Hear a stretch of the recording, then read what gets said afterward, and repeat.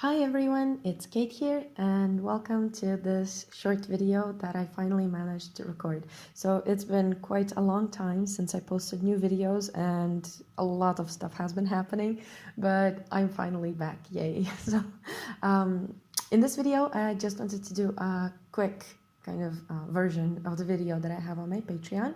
So this is the tutorial that I did for this tasty looking egg, and I am using for this sandpaper. So if you have seen my previous works, you know that I often use sandpaper for study works, but you can use any other abrasive surfaces, because the point of this illustration, because I wanted to have this kind of a food illustration style to it, not fine art piece, but the point of this illustration was to have those very juicy colors.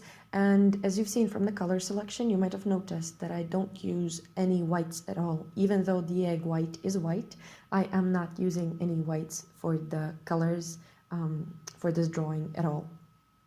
And I start by drawing out the shape of the toast itself with a white charcoal pencil. You can use a pastel pencil as well. It doesn't have to be white, it can have another color, because on sanded surfaces, it's very easy to cover those pencil marks. Just don't press too hard, otherwise you can create grooves in the paper.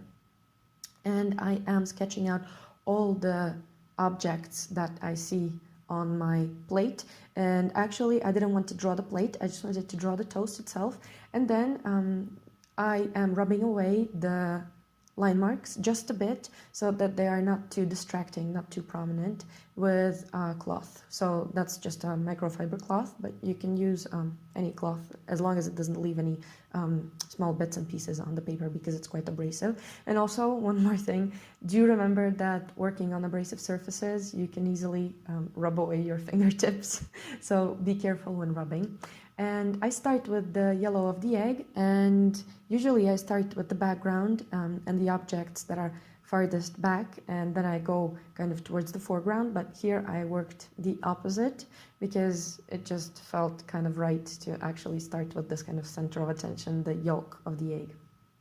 And I'm using my different yellows, as well as this kind of greenish yellow, dark yellow, because I wanted to create the lights warm and the shadows cool. So just the basic warm and cool principles when you are working on a piece. And I am using different colors in the white of the egg so that it doesn't seem flat, and I am using greens and violets for the shadow bits and those parts that kind of slightly curve away from the light. And another thing is that you always have to pay attention to where your light is actually shining from.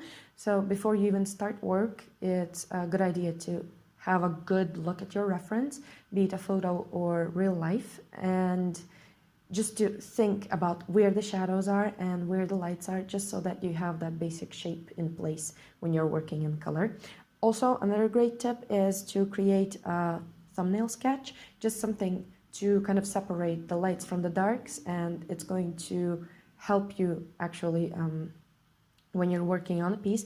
But as this was just a quick food illustration, I went for the bright juicy colors straight away, so it's not that complex, because it's basically lying flat, and it's quite easy to show those lights and shadows here.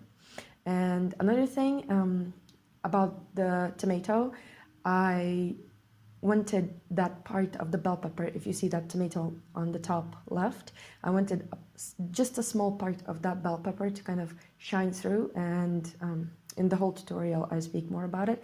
But basically, when you're showing things like slices of vegetables or things that are partially translucent, it's great to actually show what's behind them or beneath them, as in this case, and it's just going to add more interest and more realism to your piece.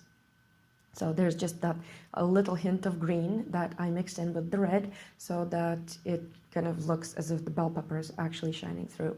And another thing, when working on the toast itself, on the bread, you have to be careful not to make it look stale or overburnt. So, and also using the texture of the paper helped a lot here, because sandpaper, when you're using touch that is quite gentle, you can create beautiful, beautiful texture. So whenever you're using pastels, just you have to know that don't use hard pressure, especially if you're working on sanded surfaces and if you're using extra soft pastels especially.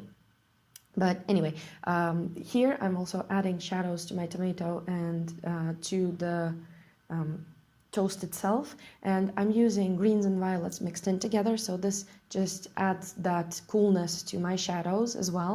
And if you look at shadows, they are never in one color, they're always colorful. And the violet for the background is a complementary color to our oranges, so our warm yellows and oranges, they work very well with violets, so that's the color that I chose for the background. And now I'm just working on those bits and pieces of the bell pepper and adding some juiciness to it. And the same way as I was using warm lights and cool shadows, I'm using the same principle with the bell peppers as well. And in the end, I am adding a couple of those herbs that are lying around just to kind of create a suggestion of those herbs. I'm not working on them, I'm not creating them photorealistically, because that's not the point, sorry, that's not the center of attention of this piece. And then in the end, I added the grains of black pepper. I really love adding those. So every time that you have to like kind of scratch a bit of pastel on the paper and actually push it in, I really love adding that effect. I don't know, maybe that's the child in me. But yeah, that's a great addition, and it actually kind of adds more interest to the egg itself. And then at the very, very end, I added just a bit of that white, just to accentuate that highlight, and rub in the black pepper. So this is it. This is a short version of this tutorial. I hope you enjoyed this video. I will be posting a lot more videos very soon, and do check out my Patreon for more tutorials in soft pastels. And yeah, I will see you soon. Bye.